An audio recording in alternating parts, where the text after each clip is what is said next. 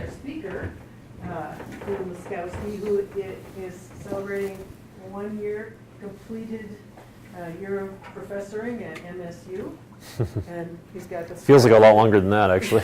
Yeah, we were saying, what was it, 2 years? He said, yeah, I started in fall 2017.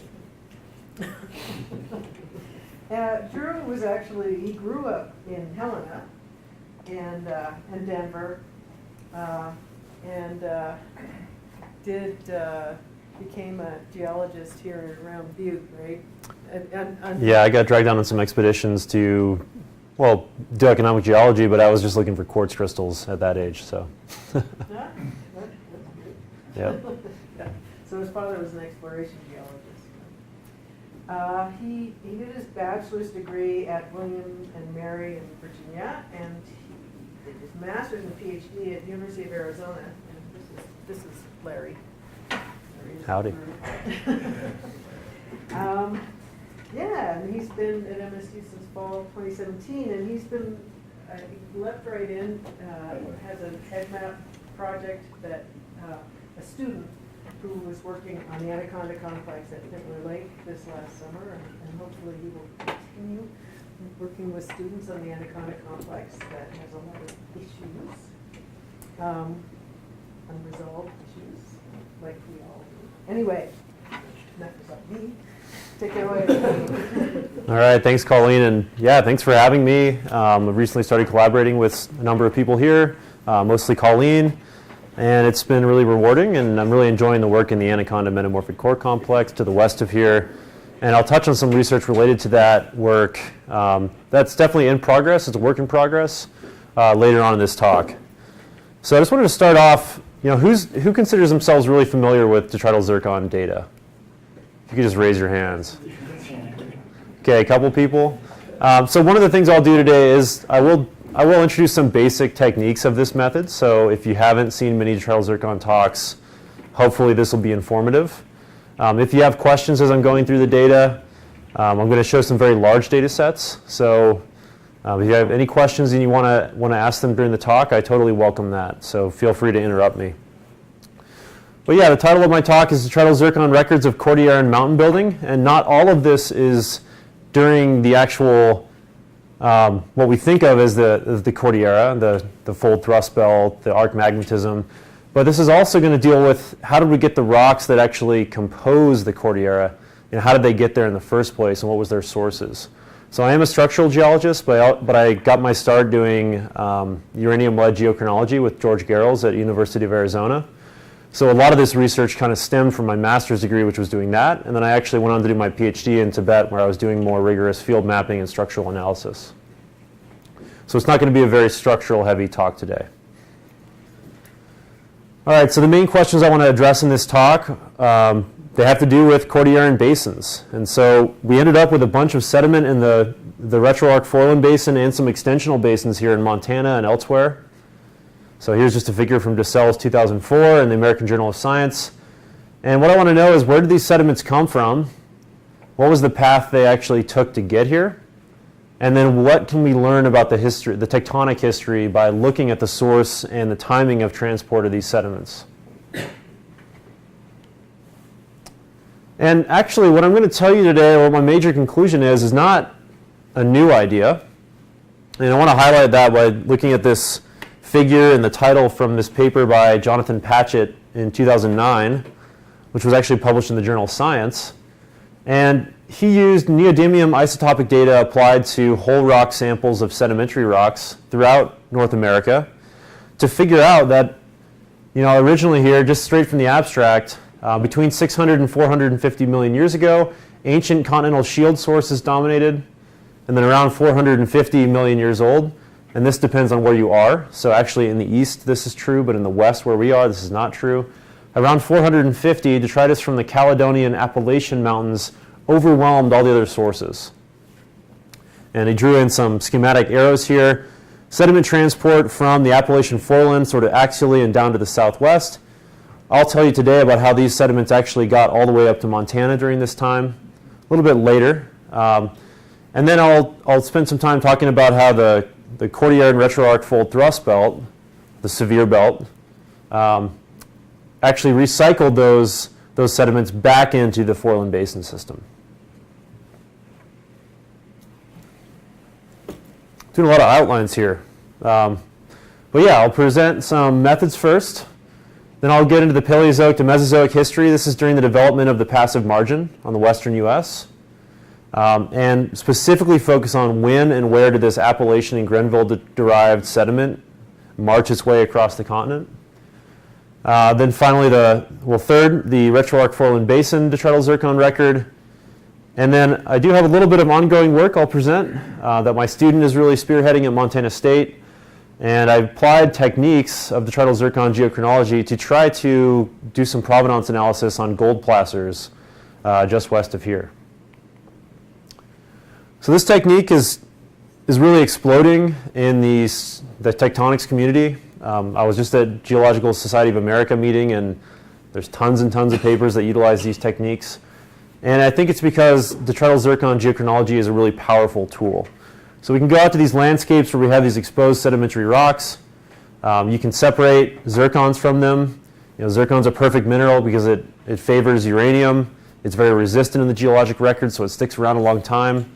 And sometimes the zircons are the only thing we have left of former igneous and metamorphic rocks that were eroded away during orogenic events. And so from the distribution of ages in any given zircon population, you can do some statistics, do some comparisons, various different techniques to get at this, but we can start creating these paleogeographic reconstructions where if we know the location of unique sources for certain age ranges, you can draw these arrows, right? We're going source to sink. In this case, the source is the Appalachian Caledonides, and the sink would be the passive margin along the west coast of Laurentia. So yeah, why zircon? Why is zircon a great mineral to do dating with? It's resistant. It's very hard, right? It's very common in felsic and intermediate igneous rocks. I've even found zircon in some weird mafic rocks too. It's actually way more common than you might think it is. Relatively easy to separate out because of its high density. So it's an easy mineral to get pure separates of.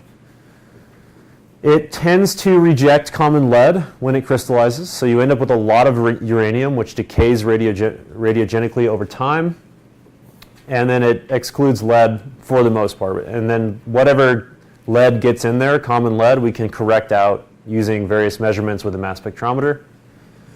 And then because we have extremely slow diffusion of uranium and lead in zircons, these chronometers are not easy to reset. So some little thermal pulse is not going to reset this whole system, right? The closure temperature is 800, 900 degrees Celsius. So generally what we're recording with a zircon uranium lead age is the age that mineral formed, probably in an igneous setting. Sometimes you get metamorphic zircons, but it has to be a pretty high grade metamorphic rock. So this whole technique is based on the decay of uranium to lead, and there's actually two different decay chains. I'm showing one here. This is decay of uranium-238 to 206 lead. Simultaneously, we have the decay of uranium-235 to 207 lead as well. And so this is one of the great things about zircon uranium lead geochronology is that you can simultaneously calculate ages from this decay and from this decay, and then actually you can take a ratio of these two dotted products here, 206 lead and 207 lead, and you can calculate a third age. And so to really ensure that we have a robust age, you compare all three of those ages and see if they match up with each other. There are some limitations to these different decays because they actually have different half-lives. So for instance, with uranium-238 here, the half-life, or the time it takes for half of that parent to decay to daughter product, is 4.46 billion years, so approximately the age of the Earth. Because it's a slow decay, it's not so great at very young zircons, right? We have to switch to the other system for those very young zircons. Actually, I think I got that the other way around. This system is better for young zircons. It's not just a simple decay straight to lead. There are various intermediate decays, but there is one rate limiting decay, and that's the initial decay of U-238, which can take place by either alpha or beta decay.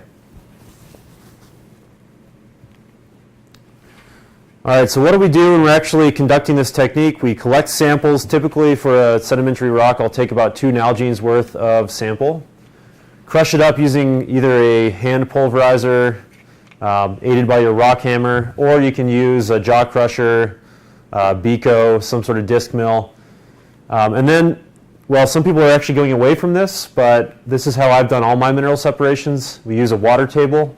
So the water table separates things by their density, gets rid of the really fine fractions, gets rid of the mica that would clog up your Franz magnetic separator. So once we get our purified separate here, we go to the Franz, get out all the highly magnetic things, and then we take the remainder and we actually separate it in a heavy liquid. The one I've used is typically methylene iodide, which has a density that is just below that of zircon. So zircon sinks and other less dense minerals actually float in that liquid. And then you extract the zircon in that way. Skip forward one slide here. So once we get our zircon separate, what we do is we mount those zircons in epoxy, like so. This is just a PVC pipe that we've cut. The zircons here are arranged in a pattern. Some standards are put on there. These are zircons with a known age that has been determined very precisely. Sand through the zircons so we actually expose them. And then I'll take them to a SEM and do some backscattered electron imaging. And this is just to, sometimes you can actually see internal structure of the zircon grains using just backscattered electrons alone. But the really useful thing of this technique is when you can pick out what is not zircon. And you can generally do this optically. You can look at a zircon and say that's a zircon. You can look at other minerals and say that's not a zircon. But the BSE map provides you an unequivocal way of doing that. And then for especially igneous zircon dating, we also want to acquire these CL, or cathodoluminescence images. And these tell us a lot more about the internal structure of the zircons. So one example of a situation in which this might be really important is if you had a leucogranite derived from a crustal melt. If you had zircon in your source region, sometimes those zircons aren't fully recrystallized or resorbed by that magma, so they actually go along for the ride. So you can get these xenocrystic zircon cores like this one here. This one looks really old and damaged by radiation damage when that decay process was happening. And you get these other growth zones around it. So you can actually get multiple ages that are sometimes different from within one zircon crystal itself. Typically, you don't do that on detrital samples because with detrital samples, you're dating 100 or more zircons. With an igneous sample, you're typically focusing on a smaller number of zircons.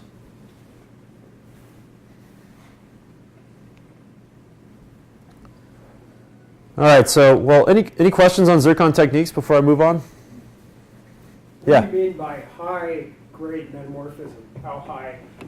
Amphibole or what to make zircons? It's a really good question.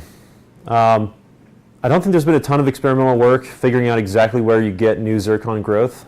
Sometimes you will get zircon rims forming along the amphibolite facies portion of a prograde path.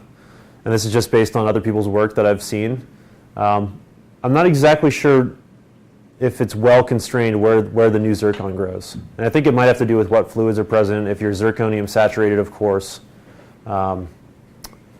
But yeah, typically amphibolite are higher. I've never heard of a metamorphic zircon growth in green schist facies metamorphism. I have a question about the detrital technique. Are you generally aiming for rims and cores or just randomly throwing spots down? For detrital zircon, typically what I'm doing is actually we have a routine developed where we take these BSE maps. This is at University of Arizona where I do my dating. And it randomly places spots. And the goal is to not let your eye bias your distribution of ages towards any particularly nice looking zircons, right? Mm-hmm. So probably our younger populations are going to have nice, sharp grain boundaries and euhedral forms. So typically for detrital, you're just placing spots in the middle of a zircon. If you hit a complex zone, you might get a discordant age. So all of the ages go through filters after you acquire the ages. And if they're discordant by some some measure that is beyond our filter, typically it's 10%, then you just toss those ages out. And usually that's because if you centered a laser spot right here, the laser's about 30 microns in diameter, so if you mix these two zones, you might just get an uninterpretable age. So we do have ways of taking that out of the equation. All right. So the key for interpreting detrital zircon data is knowing something about the potential ages that you could get out of basement rocks and where they might be coming from. So you have to have a really solid understanding of the distribution of tectonic provinces on North America. So this is really, we're really zoomed out here, right? Looking at the whole of North America. But what we know is that we have these zones where we have much older rocks in the center of Laurentia here, and we get younger towards the outside. So here's where our Grenville and Appalachian rocks would be. Here's our Cordilleran terrains and arcs. And then we have our passive margin sedimentary strata here, and some Mesozoic Aeolian strata here, so basically the Colorado Plateau sandstones. So all of these have distinct ages we could look for in detrital populations once we actually collect these data. And I put this plot up here. This is actually the combined foreland basin record. So all the samples I worked with in my study on foreland basin detrital zircons, there are 8,700 individual ages here. And what you'll notice if you just interpret this curve is it actually tells you something about the evolution of continental crust. So time periods like between 2 billion years ago and 1.5, we had the assembly of the supercontinent of Columbia. Between about 1.2 and 1.0 GA, we had the assembly of the supercontinent Rodinia. And during these periods, we're creating lots of new zircons. So one other application of this technique beyond just doing analysis on where the grains came from is looking at the evolution of continental crust as a whole. And so periods that these supercontinents are breaking up, you tend to have more juvenile and mafic magmatism, right? So we're not creating as much zircon. And then the interpretation that a lot of people make from these curves of zircon relative abundance is that these accretionary processes and these collisional processes associated with building a supercontinent, that's when we're actually creating our new continental crust. So we're going to be looking at curves like this, which have some distribution of ages. These are called probability density plots. And basically you're showing the relative abundance and error of ages. And the relative abundance of a particular age range is actually shown by the area under this curve.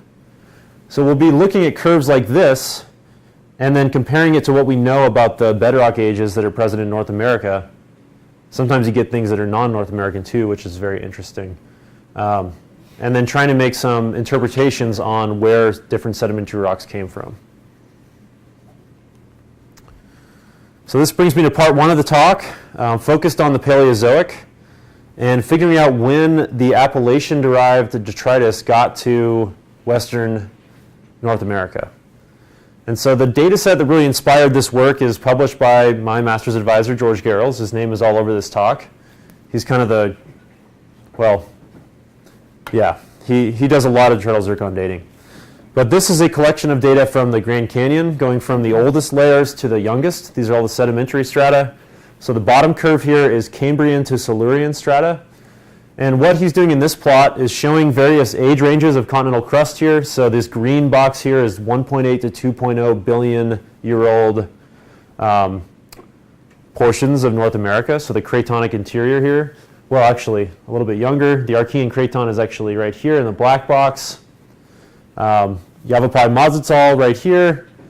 We have some anorogenic magmatic province ages here. Grenville, collisional orogenic belt. Some of the Perry-Gondwanan terrains here, like the Amarillo-Wichita uplift and the Suwannee terrain. And then finally our Appalachian cycle, going from Taconic to Acadian and Alleghenian. So if we see ages that are overlapping with this red box here, it means these are zircons that have formed as part of the Appalachian cycle.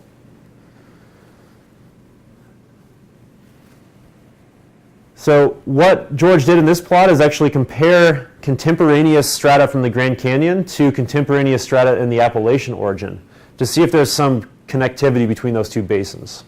So where the peaks on top would line up with the peaks on bottom is where we might say that they have the same source, or they might actually be recycling each other.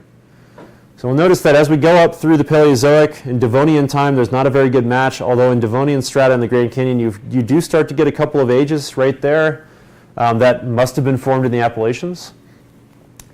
But during Mississippian, Pennsylvanian, and lowest Permian strata, we get a really good match between the sediments that are being deposited in the east, in the Appalachian foreland basin, and those that are being deposited in the Grand Canyon. So I wanted to delve into this a little bit deeper and figure out exactly what path these sediments took and when this occurred. So I worked with a collaborator, Alan Chapman, and we actually just submitted a paper to Geology, so hopefully it fares well in review. And these will be the slides from that paper I'll show you in the next few minutes. Here's an updated figure showing the exact same thing, age ranges of continental crust. So in this case, the purple are Grenville, Pan-African, and Appalachian. So basically, if you see the purple colors, it means that the grains were derived from the east. Cratonic interior up here in shades of orange, Yavapai Mazatlan province here in sort of a skin tone. And then all of our Cordilleran stuff in gray. And what I'll be showing you is a huge compilation of data we put together. Mostly it was Alan, to be honest, but I contributed the Montana data. I contributed 4 brand new samples and integrated them into his analysis. And so the pie chart shows the relative abundance of these ages. So for this particular sample, separated out these age bins of different sources, figured out the frequency of detrital zircon ages that fall into each one of those bins, and create a pie diagram. So this particular sample is dominated by the granite rhyolite province and Grenville and Appalachian, well, mostly Grenville sources here. So about 1.2 billion-year-old zircons. And so, yeah, I contributed some samples from Montana because it was a glaring hole in the data set. That's why we started working on this together. Specifically focusing on this Devonian to Carboniferous age range. So this was a sampling mission we took when it was a little bit warmer over the summer. This was up on Pomp Peak, which is right next to Sacagawea in the Bridger Range. Devin Orm and Mariah, a new PhD student in our department. And then I had an undergraduate student, Chance Ronimus, who was really interested in this project. And of course, my English Springer Spaniel, Weston, who I couldn't leave him home when I'm doing field work. So we went out and sampled these rocks, separated them for the zircons, and analyzed them at the Arizona Lasercron Center, and integrated them into this data set. And so here's all the data for the late Ordovician range. And we'll be sort of marching through time, starting in the late Ordovician. And so each one of these pie diagrams, again, is a detrital zircon sample showing the relative abundance of different age ranges. So we can infer something about their source from that. And we can see that during this time period, we tend to have 3 domains. We're plotting these on top of georeferenced paleogeographic maps from Ron Blakey at Northern Arizona University. And then we're also showing a compilation of paleocurrent indicators for as many sedimentary rocks we could find during this time. So telling us, trying to support our detrital zircon evidence with actual field-based observations. So on the east coast over here, as you might expect, we have a lot of Appalachian ages shown in the purple. Get to the middle here, there's sort of an equal mix between the cratonic derived, so the really old zircon grains in the brownish colors, and that purple. And then out west, during late Ordovician time, we have very few of these Appalachian and Grenville ages. So there seem to be about 3 domains during this time period. Not much connectivity between them. Let's go a little bit younger to the middle Devonian. Again, the Appalachians out here, as you might expect, dominated by that Appalachian signal. We start to get quite a bit of the Appalachian signal coming in. Actually, this is our sample from the Bridger Range. And coming in the northwest, we see quite a bit of this Appalachian and Grenville signal, but it's not really ubiquitous across the western U.S. at this time. And what are the black arrows? Those are our paleocurrent indicators that we compiled from the literature. So telling us the paleo flow directions. And then the early Mississippian time is when this kind of gets interesting. We have a swath of paleocurrent indicators that show us east to west transport. Well, actually the equator's here, so sort of southeast to northwest transport. This is when we had our epicontinental seaway, or sea, that inundated this part of North America.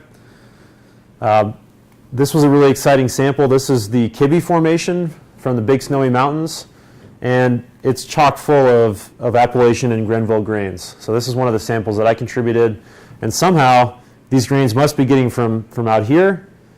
We think it's coming through this sort of corridor here, going through these ancestral Rocky Mountains uplifts, and getting into both Montana and California at this time, and northern Arizona. So this is the Grand Canyon data set right here. It looks like your current that's near where your equator says, it looks like that current is going south. That's true. The other option here is that some people have argued for transcontinental rivers going across the Canadian Shield. So that's another possibility for getting things to Montana.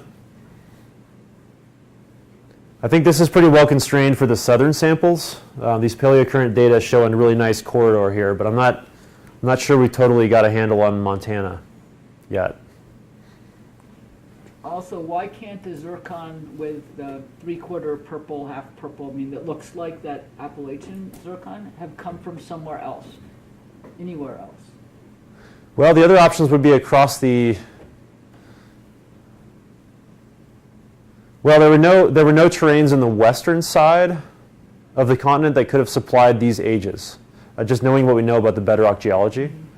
There are terrains that were part of this system that we think eventually made their way around the Arctic Circle and came down and were accreted during Cordilleran time, but that postdates this window in time. So we just don't really have any potential sources available. Your question is really interesting. I mean, if you look at belt zircons, there's a lot of zircons in there that there is no known North American source for, and they probably came from Australia. So that's a key piece of our paleogeographic reconstructions. But there are occasions where, things could be coming from pieces of crust that are no longer part of North America. I don't think that's the case for this time period. So is the Sappington early Mississippian or late Devonian? This is our Sappington sample right here. So I put it in the middle Devonian. Yeah. And this is the Kibbe. And then the next slide I'll show the data from Quadrant and Amsden. So yeah, late Pennsylvania time, Quadrant and Amsden here in Montana. Actually less of the Appalachian and Grenville signature. Things are a little bit chaotic, but yeah, by this time we already had that progression of those Appalachian and Grenville ages to the west, and they're there, they've been deposited in sedimentary rocks, and they're primed to be recycled into the Cordilleran foreland basin once we get there. Do you get zircons in aeolian deposits? Yep, They very common. They'll travel as loaders. Yeah, so yeah, you're making this observation about this aeolian zone here, and that's one of the biggest sources for the Cordilleran foreland of these Appalachian grains is recycling from the Mesozoic aeolian strata. So the upper Paleozoic is chock full of these Appalachian and Grenville grains, even out here way in the west, and that shows up in our foreland basin record. And yeah, zircons are really common in aeolian deposits. The only challenge is their size. Sometimes they're really small, but typically you can go down to a 10 micron grain size with the current lasers we're working with and not have a problem dating the grains. You still get enough signal. All right, so to sum up this first part, there were 3 domains during Ordovician time, and in the western U.S. we really weren't getting much of this Grenville and Appalachian signal.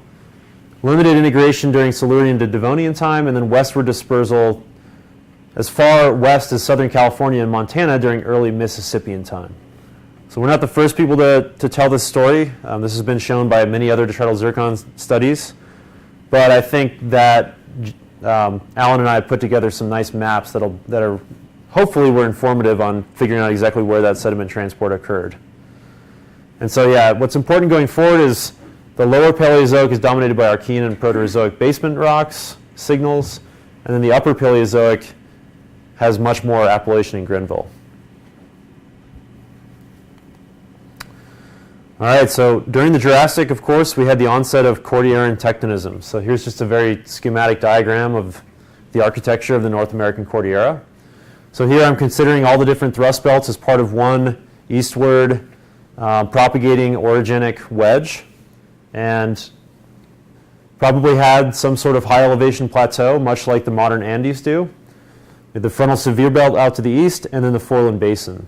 So as this Cordilleran origin develops and shortening keeps accumulating, we can expect a lot of this activity will actually be recorded by detrital zircons that get recycled from passive margin sedimentary rocks involved in the thrusting into that foreland basin. And then another important source of zircons is, of course, the Cordilleran arc. So things that are 250 million years old and younger are generally interpreted to come from one of the segments of the magmatic arc. So for this part of the study, this is what I published in 2013. This was my master's research. Compiled a bunch of samples from the literature and contributed a lot of unpublished samples as well. So this is our diagram here showing the 4 different locations that samples were collected from: Four Corners region, the Uinta region, Montana region, and southern Canada. So these 4 boxes from south to north. The red samples are the new samples that I put into this data set. The black samples were those that were compiled from literature. So the ones that you all might be most interested in are probably these new data here from the Frontier and the Beaverhead group. So I actually started my master's research working on the Beaverhead with Pete DeSelles, and then got a little bit distracted because I had the offer to go to Tibet and start mapping along the suture zone. So this turned from a field study in southwest Montana into a detrital zircon study for the whole of the western US, while I continue to do field work in Tibet. All right, so what we did in this case was I took all those foreland basin samples and I grouped them into, I basically bend them by their similarity, and I used some statistical measures to do this. So it's the KS test for basically comparing these curves, these PDPs, to each other. These techniques have gotten a lot more sophisticated over the last 5-6 years. But the basic approach is grouping samples by their similarity and then comparing them to potential sources. And the really important thing here is that there's a lot of recycling going on, right? We're going to have a very complicated age spectra with all these different ages, all the way from the Wyoming Craton ages down to the Appalachian ages. And the relative proportions of these and the presence of and absence of these peaks can lead us to our final provenance interpretation. So for this example here, there were 22 samples in a group of foreland basin strata, which I said looked very similar to the Mesozoic rocks that were first published on by Bill Dickinson and George Garrels in 2009. So comparing their data reflected on the bottom here in gray to my samples, you can see that the peaks line up quite well. Lots of Grenville ages here, a few of the older ages but less abundant, and lots of Appalachian ages. So again, that upper Paleozoic signal is the Grenville and Appalachian prominence. So I made a bunch of groups here. Some of them were classified by the KS test. Some of them were qualitative. Sometimes that KS test breaks down, especially if you have differences in precision in your ages or differences in the amount of zircon ages you have for each sample. But the groups I created, Yavapai Mazatol provenance, Aeolianite provenance, recycled US passive margin, so basically the Paleozoic strata, recycled Canadian passive margin. You get a few more of the older ages in the Canadian passive margin strata. And then mixed Yavapai Mazatol and US passive margin. In the qualitative, we had some samples that were dominated by the Cordilleran magmatic arc, so all young ages. Some that were complex and kind of were in a catch-all group I called Mogollon Highlands, which I think there is pretty good evidence for coming from the southwest, near that Mogollon Rim in Arizona. And then final group here, North American passive margin with Ordovician dominance. And that's actually where most of the Beaverhead formation fell in. I still don't know what to make of the Beaverhead provenance, to be honest. So yeah, we can talk more about that at beer maybe. So again, plotting up these different provenance interpretations on paleogeographic maps. So this time slice is late Jurassic, about 145 million years ago. And these are Ron Blakey's reconstructions. So all of these polygons down here that are in yellow, these are the ones that I think are recycled Mesozoic aeolianites. So basically that upper Paleozoic being caught up in the thrust belt and recycled into the foreland basin. Here are some paleocurrent indicators compiled by Peter DeSelles, showing that west to east transport and south to north transport. Another thing to note here is, there has been some debate in the literature about when exactly the fold thrust belt started, and when we had this subduction zone coalesce into a convergent margin off the western U.S. The Morrison Formation and the Swift Formation are chock full of zircons that are derived from the magmatic arc, so from the west. So from a detrital zircon perspective, at least, that's when the Cordilleran tectonics really began in earnest. There's some other data from the literature, right? We have some unroofing sequences in the Morrison Formation based on petrographic data. There might have been some axial transport along this interior seaway here. I'm implying that by interpreting provenance of samples all the way up in Canada to match the passive margin strata that were deposited way down here. So potentially we had some longshore transport in these interior seaways.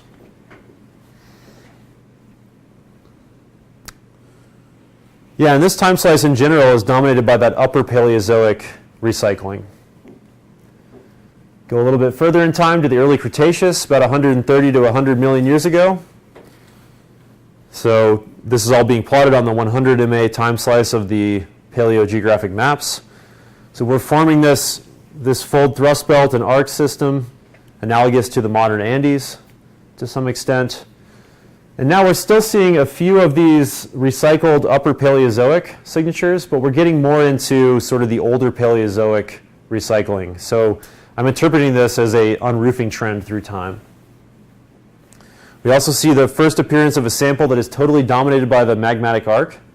So some of these samples in northern Montana are getting fed directly from arc magmatism. They're just totally swamped by young ages that are approximating their actual stratigraphic depositional age.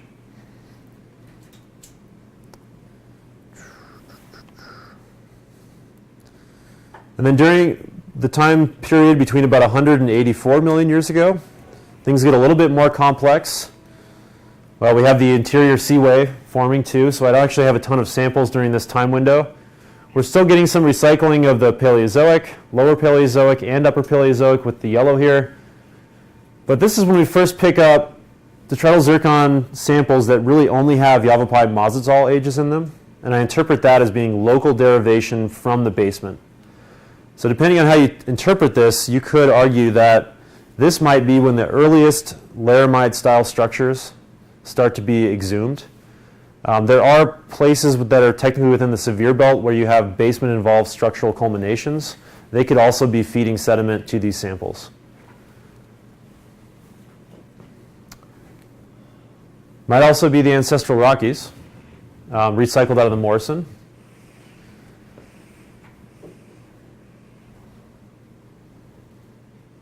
Yeah, so this actually predates some of the earliest structural evidence for these structures exhuming, so I know this is probably a controversial interpretation.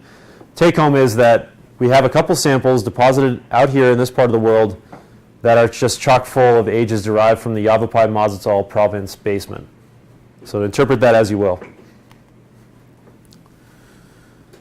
One final time slice here, Campanian to Maastrichtian time, 84 to 66 million years ago.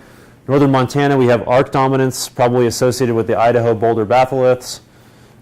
Still some recycling of the Paleozoic, the upper and the lower Paleozoic, but we get a lot more of these black circles here, which are Yavapai Mazatzal recycling, or actually maybe first cycle derivation.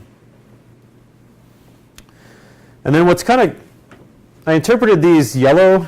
So these are, again, our upper Paleozoic, and if we're thinking about this unroofing trend through time, we should go from the upper Paleozoic recycling to the lower Paleozoic to the basement, right? But these upper Paleozoic signatures pop up again. And I was thinking about this idea of the Morrison Formation being part of a foreland basin system. One of the issues with that is that the Morrison Formation is thought to have been deposited in the back bulge depot zone, so a specific part of the foreland basin, but there's no preserved foredeep. So the really deep part of the foreland basin system isn't actually preserved in the geologic record. So if that, this is referred to as the phantom foredeep hypothesis, if that foredeep was recycled, so if the Morrison foredeep, the time equivalent foredeep was recycled, I think it happened during this time, and it's evidenced by the reappearance of that upper Paleozoic provenance signature. Oh, we got one more here. This is when the laramide uplifts really start to form, and we get sort of local derivation, still some variations between samples. We get some of these basement signatures coming in. Yeah. This is actually a beaverhead sample here, the youngest one. I think that's from the Red Butte conglomerate near Lima. And that looked to be recycled mainly from Paleozoic passive margin rocks to the west, consistent with the interpretations of Haley and Perry. So one of the cool things you can do with the retroarc foreland basin strata is combine all the data into one massive curve and look at the relative abundance, kind of like I did earlier in the talk with the supercontinent cycles. But you can also use this record to look at arc magmatism in the Cordillera. Sorry, I keep hitting that mic with my neck. So what I'm showing here on this slide is the composite curve, including all the zircons from my data set from the foreland basin that are younger than 250, or actually younger than 200 in this case. So on this x-axis, 0 MA and 200 MA, showing a published compilation of estimated flux for various segments of the Cordilleran magmatic arc. So the peaks where they go higher here, we have apparent intrusive flux in kilometers squared per million years. So these high peaks here mean there's a lot of magmatism going on in the arc. And if you just compare the detrital zircons to these flux estimates from bedrock data, there's a pretty good correspondence. So about 150 million years ago, we had a high flux in the Coast Mountains batholith and the Sierra Nevada batholith. We see that in the detrital record. Same thing with right around 100. We again see that in the detrital record. What is shown in the detrital record is actually a high flux event associated with the Idaho-Montana segment of the arc. And at the time I made this figure, Rich Gashnick had not gone out and made his flux curve for this part of the world. And so all we had to work on were these bar graphs here. He's since updated that. But this is the high flux event, that's all around us here in Butte, actually. And then finally, the youngest, we had a lower limit of sampling here, so the youngest high flux events in the arc don't show up as prominently, but this is the Cascades and the Coast Mountain batholith continuing. So the Sierra Nevada was actually shut off at this time. One of the interpretations I made is that, perhaps there's an increase in the frequency of these high flux events through time, and that corresponds with an increase in convergence rate through time. So this is the rate of subduction or rate of convergence between basically the oceanic plate to the west and the North American continental plate. Not sure how well supported that is, but making plots like this allows us to speculate on the ultimate driver of these tectonic processes. All right, so I'm interpreting a basin-wide unroofing trend in the retroarc foreland basin. There's a little bit of noise in there, of course, but in general, the upper Paleozoic is recycled first, getting down to the basement ages through time. They were possibly exhumed, these basement-involved structural culminations were possibly exhumed by 86 to 66, it's somewhere in that time range. These zircons can be used as a proxy for telling us about the flux, magmatic flux in various segments of the Cordilleran arc. And then, this increasing convergence might correlate to high flux event frequency. All right, now I get into the project that I just began with my student, and it's really a work in progress, but I think some people in the audience might be interested in seeing this. So this research was inspired by another George Garros paper. And this was a review paper about detrital zircon geochronology applied to tectonics. And there was a little passage in there talking about a few people who had applied detrital zircons to try to trace gold in South Africa, so where some of the largest placer deposits in the world exist. And the assumption of this technique is that gold and zircon are both dense, so perhaps they'll behave similarly. And if we can use zircon to figure out sources, maybe that'll tell us something about the gold that's found alongside that zircon. So one assumption we're going to make is that zircon fertility is not going to bias the interpretation. Basically, some rock types have zircon, some don't, so that can actually affect how you interpret zircon data. In this analysis, I don't have any way of controlling for that. And then you have to have sufficient heterogeneity in the source region to give you these provenance differences to actually fingerprint gold sources. So I don't think I've fingerprinted the gold source yet, but I'm developing some tools that I think could maybe get us there in the future. So I applied this technique to the Northern Flint Creek Range. I actually went out with my student Caden and we grabbed 4 samples from the Pioneer District placer deposits. So right where the dredges were mining, or basically right next to the historical mines that we found on maps that were published. And so the tectonic setting of these samples is right here in the Northern Flint Creek Range. Basically, it's where the Anaconda detachment is wrapping around the northern part of the Flint Creeks. So you're all probably pretty familiar with this geology. We had tertiary extensional basins being deposited during this time, and right beneath where I collected the samples is where the cabbage patch beds would have been deposited. And some previous work has indicated that the placers are probably reworked paleoplacers that were originally deposited in these tertiary basins. So actually I want to use detrital zircons to test that hypothesis and see if it's supported by the data. We can also do something with detrital zircons called maximum depositional ages. Basically, the youngest detrital zircon age is the maximum age at which that sedimentary rock could have been deposited. So we'll talk a little bit about the maximum depositional age that comes out of these data. So this is really being spearheaded by my student Caden Howlett, and he's also the student who's the lead on the EDMAP proposal in the Anaconda Range. And then Aislinn Reynolds, my PhD student, she also field assisted on that effort. So he's taken this research and run with it. We collected these samples when he was an undergraduate, and then he's continued on in the master's program. Right now he's a bit more interested in the core complex formation, structural geology, and the interplay of magmatism and extension. But this is one part of what I hope will go into his master's thesis. So the Pioneer District, you may know something about this. I was surprised to learn, actually, it was the site of the first gold discovery in Montana in 1852. It's about $300,000 or 300,000 ounces of gold recovered. So that equates to something like $360 million in modern day gold prices. And then there has been a debate in the literature over whether it's vein load or skarn origin. I'm not sure if I can say anything about that with the detrital data. And the exact source is unknown. It's assumed to be eroded off the top of that mountain range. So on this map, here's our Flint Creeks, here's the Clark Fork River, and the Pioneer District is right here. So here's the cross-section representation of the Anaconda core complex from Foster et al. In 2010. And so the hypothesis we want to test is that the gold was originally concentrated in the Miocene cabbage patch and then reworked later during the Pleistocene glaciation. This is the same exact thing that Lone came up with in 1986. And so, basically right here is where we're actually collecting our detrital zircon samples. And probably the source of the placer, the source of the gold is somewhere up here.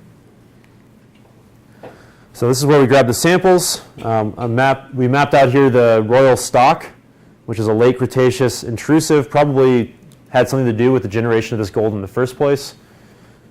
This is where those gravels were being shed to the northeast, and the gold was concentrated in this region.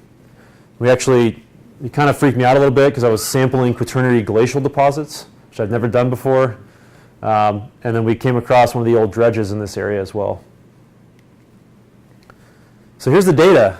We actually got 300 zircon ages for each one of these 4 samples. And these 4 samples turned out to be indistinguishable from each other. There are slight differences in the relative populations of young ages. So this is from 0 to 250 million years right here. So this, I know you can't read these numbers here, but this would be the Royal Stock ages, 75 or so million years old. This is 100 to 120, so some of the older plutons in the region. And then these ages might be coming off of other segments of the arc, maybe even recycled into the basin. And I was kind of shocked to get so many older ages and to have those age spectra be so consistent. So we have Appalachian grains, we have Grenville grains, we have Yavapai Mazatzal, we have Archean, and they're all relatively similar in their proportions for all 4 of these samples too. So I found that really interesting. Yeah, so I kind of went through that already. So what I wanted to do is apply a new statistical technique that was just published last year by a guy named Kurt Sundell. And this is an unmixing algorithm. So what you do is you put in potential sources. You have to decide on what your sources might be. And it samples from those sources and tries to reproduce your samples you collected and dated. So in this case, the placers I combined into one sample because they were pretty much indistinguishable from each other. We're going to take all these other curves. These are shown as cumulative distribution plots here, where the area under the curve is actually the proportion of ages that are younger than that position on the x-axis. So places where these curves go very steep, that's where you have a lot of ages of that age range. We're going to take all these potential sources, combine them, and try to get this black curve out of that. So the way we do that is by generating random weights to each of those potential sources, and then comparing your model fits, which are in blue here, to your actual sample data. This is our best fit we've come up with so far. So we plugged in things like the Blackleaf, the Pioneer Batholith igneous ages, the Kootenai Formation, the Morrison, the Missoula group, the Ellis group. They're not in the right order here. Flathead, sandstone, and a compilation of passive margin strata. And what was interesting is I put in the 5 beaverhead samples I dated as part of my master's, and those were pulled out by the model right away. I don't exactly think that means that the beaverhead is being recycled into this basin, but it's possible based on the data. I think what's more likely is that the beaverhead and the cabbage patch beds, which are being reworked by the glaciers, share the same source area, so they have the same populations that actually end up in the samples. And what's really important to identifying those beaverhead samples as a potential source is this peak here with the abundant Appalachian grains, which I've been talking about quite a bit. So when you take the beaverhead out of this source compilation, you don't get enough of these ages to reproduce our data. So we're still kind of working on improving this, but it is a novel and sort of interesting way at statistically finding potential sources for the zircons. And then we can evaluate the goodness of fit here with an R-squared statistic. This is a cross-correlation calculation. So 1 is ideal, 0.81 is doing a decent job. So what is the beaverhead group? You're all probably pretty familiar, but this is one of these syntectonic conglomerates that shed off of the frontal severe belt. Some people think it might actually connect to the conglomerates further to the southeast, across the Snake River Plain. It's a limestone and quartzite class conglomerate derived from the frontal thrust belt and actually some of the laramide structures in this region as well. And yeah, it was full of these Appalachian grains. So a lot of recycling is happening. The maximum depositional age is really interesting because it actually overlaps with the thermochronologic data. So the youngest grains in that detrital zircon age population are between 29 and 25. And then the cooling ages in the footwall here are 27. So it's possible that we're actually getting a good maximum depositional age on those cabbage patch beds. So I think I'm just going to kind of sum up on this slide here. I know I'm running out of time. This is our tectonic model we're looking at here. The Royal Stock intrudes. We have some gold precipitation, possibly in a skarn setting. This was then exhumed by normal faulting associated with the core complex extension. That gold source was then eroded and deposited in the tertiary basins. And then the top of that was reworked by quaternary glaciers. And that's where people were mining the gold.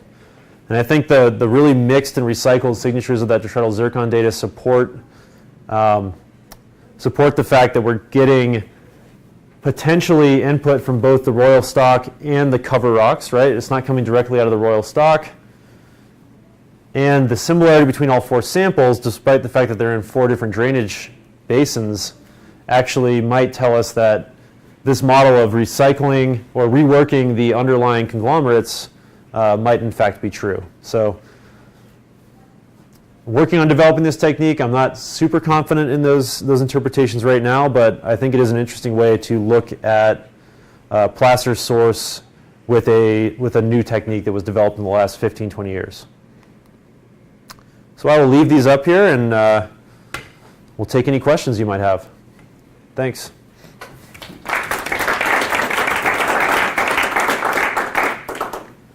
Yes? I have a question on this placer technique. It also said gemstones. Like, how big is your sample? Because I wonder if this could be looked at as a way to ID some of the sapphire deposits in Montana that are placers. Yeah, I think if you have a resistant gemstone that's dense, which is typical of most gemstones, you would expect it to be associated with other heavy minerals like zircon. So if it was transported by sediments and you have some knowledge of the potential source region and what the ages are you might find in that region, then I think you could definitely apply this type of technique to answer those questions as well. Yeah, how big was the sample? How big was the sample from the placers? Yeah. Yeah, so typically like 3 to 4 liters. When I'm working domestically, I take 3 to 4 liters worth of sample. If I can tell it's full of zircon, like if it's a normal sandstone, it's going to have a lot of zircon in there. I don't bother taking a huge sample. Sometimes you can get away with just like 2 liters of sample. So. Well, kind of related to that, like when a grain size matter of what you're sampling, like you have big rock chunks that could, if your sample just a couple of those, that could really skew your results, right? Are you sampling matrix, or what are you sampling exactly? Conglomerates are really hard to work with, like you are getting to, I think, or sort of we're alluding to there. You have to make choices like, am I going to just sample the sand matrix, or am I going to include some of these cobbles I see? So conglomerates are actually notoriously difficult because they typically tend to be locally derived, so they're not mixed very well. So you get a lot of variation between samples when you sample the same unit of multiple times. And then you have to watch out for like chunks of rock in there. But then you also have to think, well, maybe that actually represents the source area. So some people in the past have actually done detrital zircons on clasts and then on matrix and compared them and added them together to try to characterize the provenance fully. Yes? So you talked about these particles, these sediments moving vast numbers of kilometers. Yep. And, there are presumably forearc basins and other similar already right now underwater areas. Do people do this kind of technique on the sediments underneath these current basins and make interpretations based on that? Definitely, yeah. One of the things the International Oceanic Drilling Program does is they get sediment cores, and then people who do detrital zircon geochronology can use those cores and very carefully separate zircon because you're working with a tiny sample. But one of the places this has been done is in the Bengal Fan, and that's really interesting because those sediments are shedding directly off the Tibetan Plateau. So the appearance of different age ranges there tells you something about the evolution of the Tibetan Plateau through time. So they've drilled all the way back to the Miocene time, and they have a record from the Miocene to the present. And there are definitely people doing detrital zircon on that record. So yeah, modern samples are fair game too. You can just grab sand out of a river and learn something. Although it might be exactly what you thought because you can actually observe the modern landscape. So Where yes. do you think the young zircons came from in the Pioneer District? I think the Dillon Metamorphic rocks, are they coming out of the volcanics to the east, or? Well, yeah, that's a really good question. When I saw those ages, they're about 25 million years old. They're present in all 4 samples. I got really excited. I was thinking, wow, maybe there's some unknown injection complex in the footwall of the Anaconda Metamorphic Core complex. Could be metamorphism. I think what might be more likely is that they're just coming out of the Dillon volcanics to the south. If we had some eruptions that actually put some of these zircons airborne, you can get transport and then deposition in that manner. So I haven't really decided on that. So. All right, just from talking to Caleb earlier, Could they be coming out of Elliston area? Do you have some dates like that up The there? youngest I have are 30. They're 30? What about further west along the Clark Fork? There were some younger dates. Anybody? I have to look those up here. Yeah, and there's actually quite a few of them, and they're very consistent in age. So something happened around 25. I'm not There's saying always- there could be younger. Those Crater Lakes. One thing I didn't put in here is I actually obtained hafnium isotopic data on those zircons, and they're isotopically juvenile, which is another thing that led me to think that it probably wasn't coming out of the metamorphic core complex, which I would expect to be much more evolved isotopically. So I think right now that data is favoring a volcanic origin, probably to the south. But if you thought really regionally, maybe, and you're thinking airborne, maybe those zircons going to come from the Cascade to 25. That's true. Yeah, that's a good point. Yeah. So those two are possible. Sometimes you end up making interpretations based on parsimony. But yeah, it seems permissible by the data. I have a kind of multi-part question about the beaverhead. I just actually collected some samples and was surprised to hear that you have done some trial work on them. Did you collect any samples in the Bannock area? I did, yeah. Do you know what part of the section relative to the volcanic units? I would have to revisit my field notes to tell you precisely, but I can totally do that. So if you want to talk to me later or send me an email or something, I'll share that information. Do you remember what the youngest ages you got were? They were older than what was shown by the previous constraints of Haley and Perry's published work. So I interpreted that they probably weren't giving us a true depositional age of the units. So they were about 82 to 78, I think. A little bit older than the depositional age. The other thing to be aware of is that there's a group spearheaded by Dave Pearson and others that has an NSF grant, and they're doing a ton of detrital work on the beaverhead right now. So they actually just presented a poster at GSA that I saw yesterday. Well, that's kind of scandalous. Yeah. But their conclusions were the exact same thing as Haley and Perry. It was originally from the thrust belt, then it was from the blacktail snowcrest, then it went back to the thrust belt. So Yeah. I'm not sure how much new they've learned by applying this technique there. Well, I have a bunch of new data on the volcanic sequence that's interpolated between the lower and what people call the upper. The young ages would I be interested in those, and if you had a sample from the upper unit that overlies the volcanic sequence, that'd be interesting.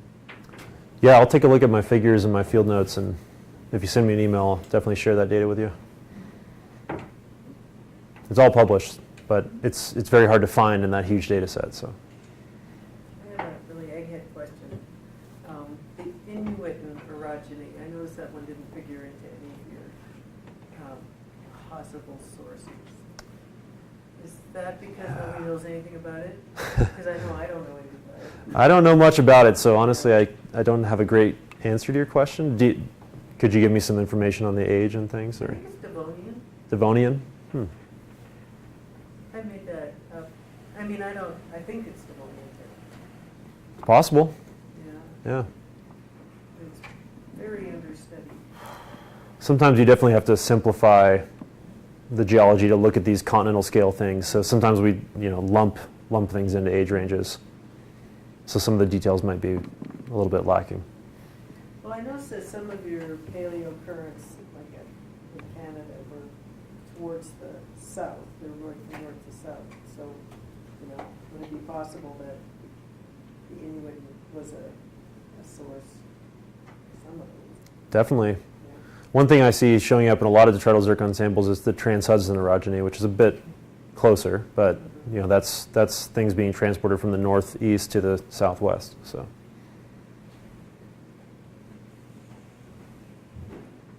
Your turn? Well, thanks for listening.